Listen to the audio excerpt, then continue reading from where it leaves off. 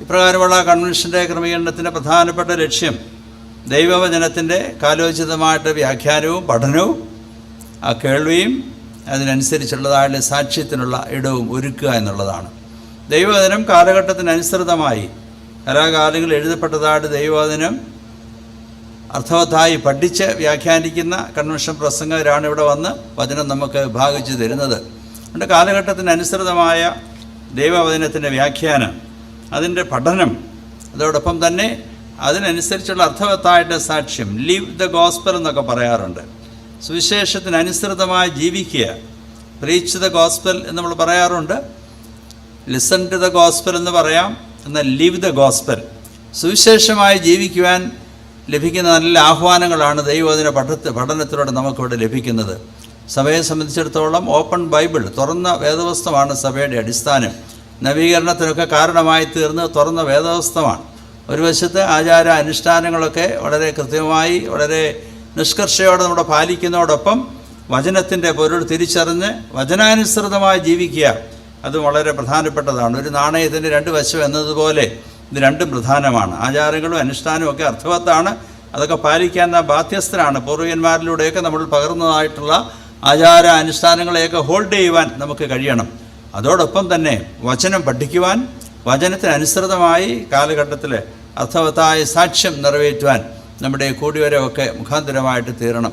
അർത്ഥവത്തായ സാക്ഷ്യം എന്നൊക്കെ പറയുമ്പോൾ വളരെ ലളിതമായ ഭാഷയിൽ പറഞ്ഞാൽ അവരന് നാം അനുഗ്രഹമായി തീരുമ്പോഴാണ് അർത്ഥവത്തായ സാക്ഷ്യം എന്ന് പറയുവാനായിട്ട് ഇടയാകുന്നത്.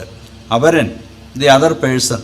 നമ്മളുടെ ജീവിതം നമുക്ക് തന്നെ സംതൃപ്തമായിരിക്കത്തക്കവണ്ണം ആധ്യാത്മികമായ ഒരു പരിപോഷണം ലഭിച്ചതുകൊണ്ട് എന്ത് ഫലം? നമുക്ക് വേണ്ടി മാത്രം ഈ കൺവെൻഷൻ്റെ വചന കേൾവി അനുഗ്രഹകരമായി നന്നായി ജീവിക്കുവാൻ, അല്ലെങ്കിൽ ദോഷമൊന്നുമില്ലാതെ ജീവിക്കുവാൻ ഈ കൺവെൻഷൻ, അല്ലെങ്കിൽ ആധ്യാത്മികമായ ഒരു എക്സ്റ്റസി, ഒരു വലിയൊരു സംതൃപ്തിയൊക്കെ ലഭിപ്പാൻ പാട്ട് പാടുന്നതിലൂടെ ആകാം, അല്ലെങ്കിൽ കുറച്ചു നേരം പ്രാർത്ഥിച്ചുകൊണ്ടിരിക്കുന്നതിലൂടെയൊക്കെ ആകാം നമുക്ക് ഒരു ആധ്യാത്മികമായ സംതൃപ്തി ഉണ്ടാകുന്നു. എന്നാൽ അതിലുപരിയായി സമൂഹത്തിന് നമ്മളിൽ നിന്ന് നമ്മുടെ സാക്ഷ്യ ജീവിതം കൊണ്ട് ഇത് നൽകുവാനായിട്ട് കഴിയുന്നു. What best we can give to the society, what best we can give to the person along with us. നമ്മോട് കൂടെയുള്ള അവരന്, അത് ഭവനത്തിനുള്ളിലാകട്ടെ, സമൂഹത്തിൽ വിസ്തൃതമായി വ്യാപിച്ചു കിടക്കുന്ന നമ്മുടെ സമസൃഷ്ടികളോടാകട്ടെ, നന്മ ചെയ്യുവാൻ കഴിയുക, അതാണ് അർത്ഥവത്തായിട്ടുള്ള സാക്ഷ്യം. അതുകൊണ്ട് ഈ വർഷത്തെ വചന കേൾവിയിലൂടെയൊക്കെ ഈ ദേശത്തിന് നാം അനുഗ്രഹമായി, ഭവനത്തിൽ തുടങ്ങി സമൂഹത്തിന് നാം അനുഗ്രഹമായി തീരുക, അതാണ് ഈ വചന കേൾവി കൊണ്ടൊക്കെ നാം ഉദ്ദേശിക്കുന്നത്. നമ്മുടെ അർത്ഥവത്തായ സാക്ഷ്യത്തിന് നമ്മുടെ ഈ വർഷത്തെ വചന കേൾവി മുഖാന്തരമായി തീരട്ടെ എന്ന് ആഗ്രഹിക്കുകയും പ്രാർത്ഥിക്കുകയും ചെയ്യുകയാണ്. ഒരു പുതിയ വർഷത്തിലാണല്ലോ നാം പ്രവേശിച്ചിരിക്കുന്നത്. 2025 നാം പ്രവേശിച്ചിരിക്കുന്നു. കഴിഞ്ഞ വർഷം സങ്കീർണമായിട്ട് പല സംഭവങ്ങൾ, നമ്മുടെ പ്രകൃതിക്ഷോഭം ഉൾപ്പെടെയുള്ള പല സംഭവങ്ങളും നമ്മുടെ മനസ്സിലൊക്കെ ഭയാനകമായിട്ടുണ്ട്. 2025 ആരംഭിക്കുമ്പോൾ എന്താണ് ahead of us, what is ahead of us, എനിക്ക് നിങ്ങൾക്കും അറിയില്ല. We are ignorant about it. അജ്ഞാതമാണ് 2025. അതിനെക്കുറിച്ചൊക്കെ ആശങ്കയുണ്ടാകാം. നമ്മൾ പലപ്പോഴുമൊക്കെ പറയാറുണ്ട്, അക്രമങ്ങൾ വർദ്ധിച്ചു വരുന്നു, ഭീകരപ്രവർത്തനങ്ങൾ വർദ്ധിച്ചു വരുന്നു, യുദ്ധങ്ങളുണ്ട്, പ്രകൃതിക്ഷോഭങ്ങളുണ്ട്. അതുകൊണ്ട് തന്നെ 2025 ഭീതിജനകമാണെന്നൊക്കെ ചിന്തിച്ചു പോകാം.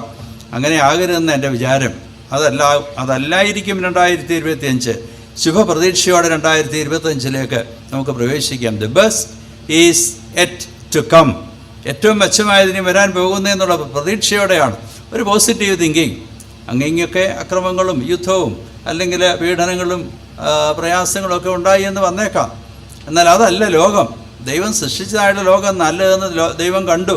നമുക്ക് നല്ലതായിട്ട് തന്നെ ഈ ലോകത്തെ കാണാം, നല്ലത് തന്നെ ഈ ലോകത്ത് നിന്ന് പ്രതീക്ഷിക്കാം. അതുകൊണ്ട് 2025 പ്രവേശിക്കുമ്പോൾ നല്ലത് ഭവിക്കട്ടെ എന്നുള്ള പ്രതീക്ഷയോടുകൂടി ആയിരിക്കണം നമ്മൾ പുതിയ വർഷം പ്രവേശിക്കേണ്ടത്. പ്രകാരം ഒരു സെൻറ്റൻസ് ഞാൻ ആവർത്തിച്ച് പറയാറുള്ളത്, we do not know what the future holds for us. ഭാവി എന്താണ് നമ്മൾക്ക് വേണ്ടി കരുതുന്നതെന്ന് എനിക്കോ നിങ്ങൾക്കോ അറിയില്ല. But we are sure who holds the future. ആരാണ് ഭാവിയെ നിയന്ത്രിക്കുന്നതെന്ന് എനിക്ക് ഉറപ്പുണ്ട് എന്ന് നമുക്ക് പറയുവാൻ കഴിയുന്നുവെങ്കിൽ ആശങ്കപ്പെടേണ്ടതില്ല, ഭയപ്പെടേണ്ടതില്ല. ഭാവിയെ നിയന്ത്രിക്കുന്നത് നാം വിശ്വസിക്കുന്ന ജീവനുള്ള ദൈവമാണ്.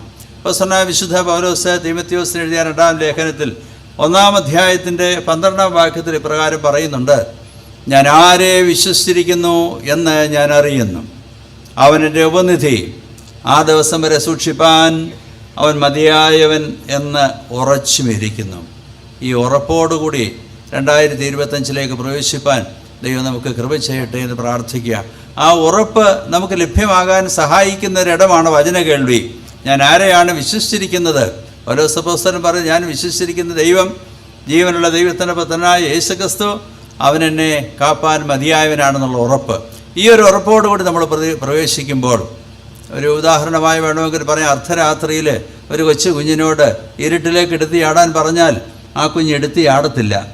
എന്നാൽ തൻ്റെ പിതാവ് കരത്തിൽ പിടിച്ചുകൊണ്ട് എടുത്തി ആടാൻ പറഞ്ഞാൽ തീർച്ചയായിട്ടും അവൻ ചാടും. കാരണം എൻ്റെ കരങ്ങളിൽ പിടിച്ചിരിക്കുന്നത് എൻ്റെ പിതാവാണ്. എൻ്റെ പിതാവിലുള്ള ആശ്രയം, എൻ്റെ പിതാവാണ് എൻ്റെ കരങ്ങളിൽ പിടിച്ചിരിക്കുന്നത്. ഞാൻ പിടിച്ചിരിക്കുന്ന പിതാവിൻ്റെ കരങ്ങളിലാണ്. 2025 പ്രവേശിക്കുമ്പോൾ എല്ലാറ്റിൻ്റെയും മേൽ നിയന്ത്രണമുള്ള ദൈവത്തിൻ്റെ കരങ്ങളിൽ സുരക്ഷിതരാണെന്നുള്ള ബോധ്യത്തോടുകൂടി, ഉറച്ച ദൈവാശ്രയത്തോടുകൂടി പുതിയ വർഷത്തിലേക്ക് പ്രവേശിപ്പാൻ ദൈവം നമുക്ക് കൃപ ചെയ്യട്ടെ എന്ന് പ്രാർത്ഥിക്കുകയാണ്. ഈ വർഷത്തെ വചന കേൾവി എല്ലാ വിധത്തിലും അനുഗ്രഹകരമായിരിക്കട്ടെ എന്ന് പ്രാർത്ഥിക്കുന്നു. ഇന്ന് ബഹുമാനപ്പെട്ട തോമസ് സക്രിയാച്ചൻ മാർത്തോമാസഭയിലെ അനുഗ്രഹീതനായ ഒരു പ്രഭാഷകനാണ്. ചെങ്ങന്നൂർ മാവേലി ഗർഭദിനാസനത്തിൽ എൻ്റെ കൂടെ ചില ഇടവകളിൽ പ്രിയപ്പെട്ട അച്ഛൻ ധന്യമായ ശുശ്രൂഷ നിർവഹിച്ചത് ഓർക്കുന്നു. ദേശത്തും വിദേശത്തുമൊക്കെ ധന്യമായ ശുശ്രൂഷ നിർവഹിച്ച പ്രിയപ്പെട്ട അച്ഛനാണ് മുഖ്യ പ്രഭാഷകനായി ഇന്ന് നമുക്കുള്ളത്. നാളെ മുതലുള്ള എല്ലാ യോഗങ്ങളിലും, നാളെ ഉച്ച കഴിഞ്ഞ് മുതലാണ് നമ്മുടെ മറ്റ് യോഗങ്ങളൊക്കെ ആരംഭിക്കുന്നത്. എല്ലാ യോഗങ്ങളിലും ഇന്ന് താല്പര്യത്തോടെ വന്ന് സംബന്ധിച്ചതുപോലെ തന്നെ എല്ലാവരും വന്ന് സംബന്ധിച്ച് പ്രയോജനപ്പെടുത്തണമെന്ന് ഓർപ്പിക്കുന്നു. രാവിലെ പതിവ് പോലെയുള്ള ബൈബിൾ ക്ലാസ്സുകൾ നമുക്കുണ്ടായിരിക്കും. ശനിയാഴ്ച രാവിലെ പതിവിൽ നിന്ന് വിപരീതമായി കുട്ടികൾക്കുള്ള കൂടിയൊരവ് സാധാരണ 10 മണിക്ക് ആരംഭിക്കുന്നതിന് പുറമെ 8 മണി മുതൽ 9 മണി വരെ നമ്മുടെ കൊച്ചു കുട്ടികൾക്ക്, അതായത് സമർപ്പിതരായ കുഞ്ഞുങ്ങൾക്ക് വേണ്ടിയുള്ള സമർപ്പണ ശുശ്രൂഷ ഈ വർഷം നടക്കുന്നതാണ്. നമ്മുടെ ഭദ്രാസനത്തിൽ നിന്ന് താരതമ്യേന സഭാ ശുശ്രൂഷയ്ക്കായി പോകുന്ന കുട്ടികളുടെ സംഖ്യ കുറവാണ് ഇതര ഭദ്രാസനങ്ങളൊക്കെ അപേക്ഷിച്ച്. ഒരു വർഷം 10 or 50 നല്ല അഭ്യസ്തവിധരായ ചെറുപ്പക്കാർ സഭാ ശുശ്രൂഷയിലേക്ക്, പട്ടത്തെ ശുശ്രൂഷയിലേക്കൊക്കെ പ്രവേശിക്കുമ്പോൾ പേരിന് മാത്രമെന്ന് വേണമെങ്കിൽ പറയാം, നമ്മുടെ കോട്ടയം കൊച്ചി ഭദ്രാസനത്തിൽ 1 അല്ലെങ്കിൽ 2. ഈ വർഷം ഒരാൾ മാത്രമേ അതിൽ ഒരുങ്ങിയിട്ടുള്ളെന്നാണ് ഞാൻ അറിയുന്നത്. അതുകൊണ്ട് നമ്മുടെ കുഞ്ഞുങ്ങളെ എക്വിപ്പ് ചെയ്യേണ്ടത് ആവശ്യമാണ്. നമ്മുടെ കുഞ്ഞുങ്ങളെ കണ്ടെത്തണം, തിരിച്ചറിയണം, അവരുടെ താല്പര്യം കണ്ടെത്തണം, അവർക്ക് അവരെ പരിപോഷിപ്പിക്കണം, അവരെ വളർത്തിക്കൊണ്ടുവരണം.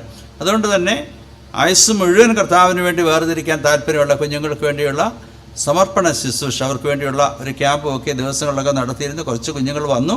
അതുകൊണ്ട് മാതാപിതാക്കൾ താല്പര്യപൂർവ്വം പ്രാർത്ഥനാപൂർവ്വം ഞങ്ങളുടെ കുഞ്ഞുങ്ങളെ സുവിശേഷ വേലയ്ക്കായി സമർപ്പിക്കുന്നുവെങ്കിൽ അങ്ങനെയുള്ള കുട്ടികൾക്ക് വേണ്ടി ശനിയാഴ്ച 8 മണി മുതൽ 9 മണി വരെ സമർപ്പണ ശുശ്രൂഷയും മറ്റും ഉണ്ടായിരിക്കും. അതേ തുടർന്നായിരിക്കും സൺഡേ സ്കൂളിൻ്റെ മീറ്റിങ്ങുകളും മറ്റുമുള്ളത്. ഞായറാഴ്ച വിശുദ്ധ കുർബാനയും സമാപന സമ്മേളനത്തോടുകൂടിയൊക്കെ അവസാനിക്കും. ഈ യോഗങ്ങളെല്ലാം അനുഗ്രഹകരമായി തീരാനിടയാകട്ടെ. നമ്മുടെ ഭദ്രാസനത്തെ അറിയാനുള്ള അവസരങ്ങൾ ധാരാളമുണ്ട്. കഴിഞ്ഞ കാലങ്ങളേക്കാൾ കൂടുതൽ സ്റ്റോളുകളിലൂടെ ക്രമീകരിച്ചിട്ടുണ്ട്.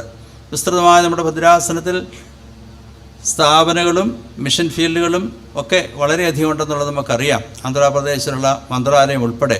അതുകൊണ്ട് ചുരുക്കം ചില ദിവസങ്ങൾക്കുള്ളിൽ നമുക്ക് ഈ സ്ഥാപനങ്ങളൊക്കെ പരിചയപ്പെടാനായിട്ടുള്ള സ്റ്റോളുകളൊക്കെ ഇവിടെയുണ്ട്.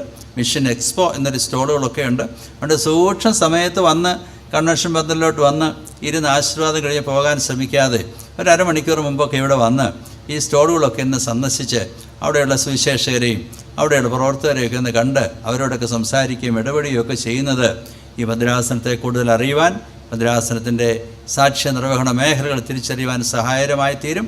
ആ വിധത്തിലൊക്കെ ഈ വർഷത്തെ ഭദ്രാസന കൺവെൻഷൻ അനുഗ്രഹകരമായി തീരട്ടെ എന്ന് പ്രാർത്ഥിച്ചുകൊണ്ട് ഔദ്യോഗികമായും ഈ വർഷത്തെ കൺവെൻഷൻ ഉദ്ഘാടനം ചെയ്യുന്നു. ദൈവം നമ്മെ അനുഗ്രഹിക്കട്ടെ.